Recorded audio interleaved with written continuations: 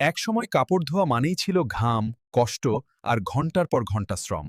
আজ এক বোতামে সব শেষ। একসময় কাপড় ধোয়া ছিল বেঁচে থাকারই এক সংগ্রাম। সময়, শক্তি সবই চলে যেত এখানে। নদী, পাথর, ছাই এগুলোই ছিল প্রাকৃতিক ওয়াশিং মেশিন।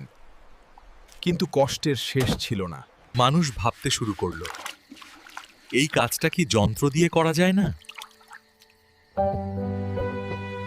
1797 সালে আমেরিকায় নাথানিয়েল ব্রিগস তিনি প্রথম ওয়াশিং ডিভাইসের পেটেন্ট নেন। এই যন্ত্র বিদ্যুৎ চালিত ছিল না, মানুষের হাতেই ঘুরত মেশিন।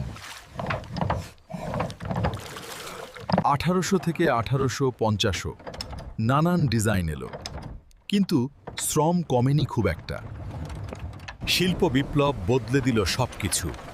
যন্ত্রই হয়ে উঠল মানুষের ভরসা। মানুষ চাইল বিদ্যুৎ চালিত ওয়াশিং মেশিন। শুরু হলো নতুন যুগের স্বপ্ন। 1908 সালে আলভা জে ফিশার তিনি বানালেন প্রথম ইলেকট্রিক ওয়াশিং মেশিন থর। আমেরিকায় ওয়াশিং মেশিন জনপ্রিয় হয়, ঘরের জীবন বদলে যেতে শুরু করে। 1920-এর দশকে ইউরোপে আধুনিকায়ন। ওয়াশিং মেশিন হয় শহুরে জীবনের অংশ। সময় নিয়ন্ত্রণ, পানি নিয়ন্ত্রণ, মেশিন হতে থাকে আরও বুদ্ধিমান। স্পিন সিস্টেম বদলে দেয় সবকিছু। কাপড় শুকাতে লাগে কম সময়। 1960-এর দশকে এশিয়ায় উৎপাদন। ওয়াশিং মেশিন হয় সবার নাগালে।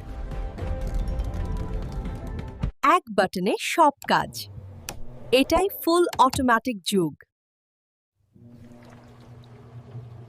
ডিজিটাল প্রযুক্তি ঢুকে পড়ে। মেশিন বোঝে কাপড়ের ধরন।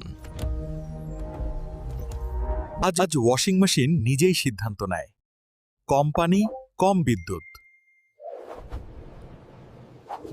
যেখানে একদিন লাগতো ঘন্টার পর ঘন্টা, আজ সেখানে লাগে মিনিট। পাথর থেকে স্মার্ট মেশিন, এটাই মানুষের বুদ্ধির বিবর্তন। ওয়াশিং মেশিন শুধু যন্ত্র নয়, এটা সময় আর সম্মানের গল্প।